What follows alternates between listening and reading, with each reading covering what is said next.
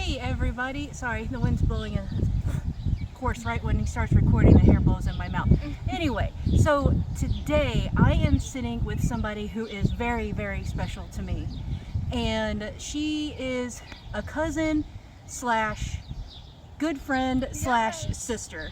So this is very important to me to make this video because before Miranda came along, I didn't know much about the gay community. I'm still learning things here and there.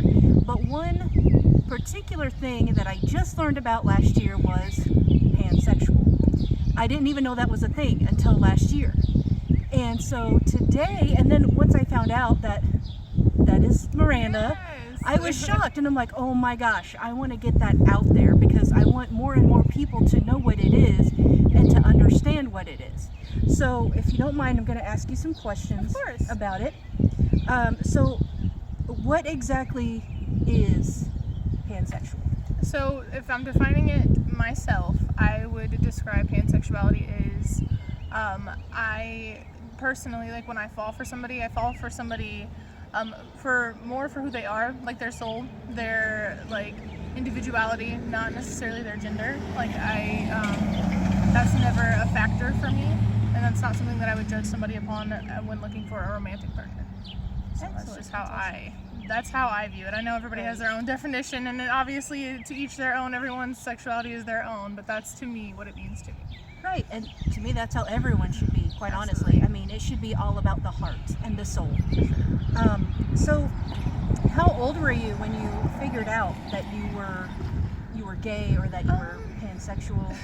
So it's kind of funny, this is kind of like a cliche thing, like I've always felt that I liked people of all genders, like, so, you know, some people use the example like the Mummy, like I used to love the Mummy, and I'm like, oh, the whole cast is hot, like everybody is hot, like everybody's cute and attractive, and then I didn't really put words to it until probably a few years ago, when I learned myself about the term pansexual, because I never really felt that bisexual was something that like resonated with me, which is fine if it does for other people, it just doesn't for me. I prefer the term pansexual,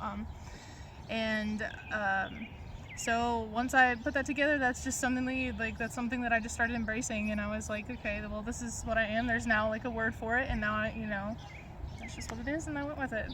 Awesome. That's awesome. When and how did you come out? That's the thing. I'm lucky enough to never really had to have like, I guess I've been privileged in that manner where I've never had to have like a coming out story. I've never had to be like, hey, this is what I'm going through, and deal with like ridicule because of it. Thankfully, I'm blessed to have really amazing and supportive people in my life. And when it's come up, I talk about it, but it's never been something that I had to outright be like, this is what's going on. So I've never had to deal with some of the harshness that I know that other people have, which is very unfortunate, but I've been blessed in that way. I will definitely say that I have a lot of people that have been in my corner. I guess I've more openly started talking about it too within the last few years. I mean, it's never really been something like, again, I've had to outright say it, but I've been going to like Pride since I was like probably 20, around there. So I mean, I've always knew, and I've always had friends in the gay community as well, so it's always been a thing. It's been there in my life. So awesome. You're very lucky.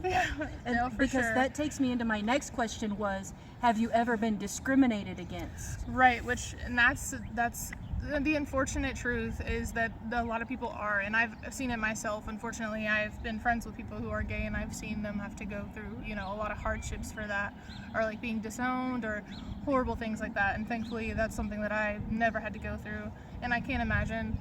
And it's sad that it still goes on. We're in 2022. I'm really sad that there are people out there that still feel like we should hate people for who they love, and that's right. That's just yeah. Really sad. It's ridiculous, and it's sad. It's sad. Any words of advice to someone that's afraid to come out, or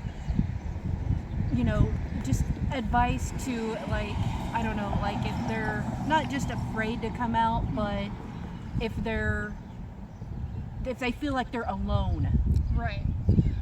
There are definitely places to reach out if you feel like you're alone, especially for people who are younger in the gay community. Like I know there's IYG, and things like that, or like even just friends.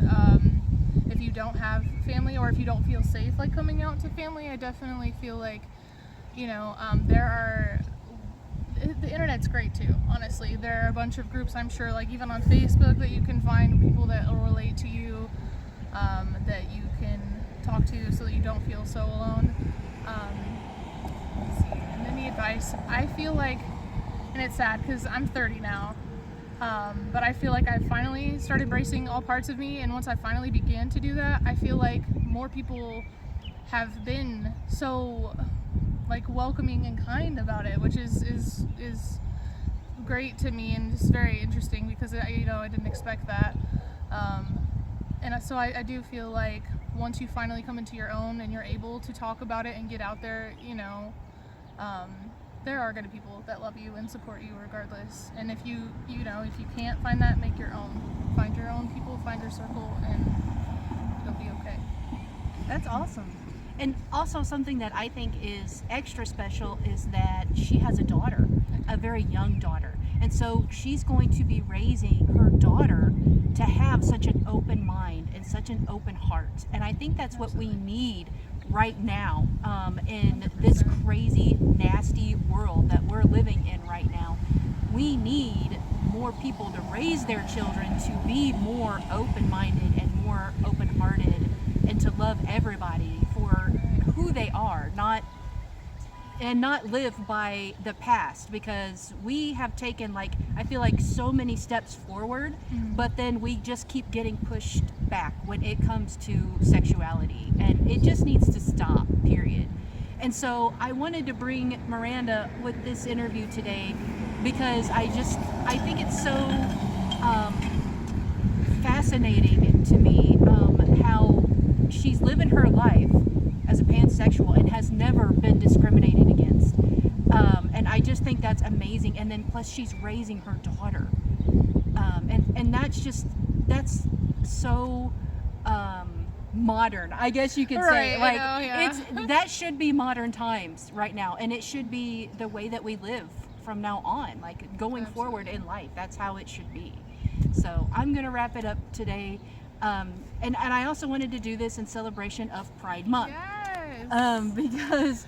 Because that's important to me. So your shirt. Yes. How cute is that? Thank you. That is so cute. I love it. Yes. All right, that's going to do it for today. Thank you so much for watching. This is Miss Lottie Daw saying ta-ta for now.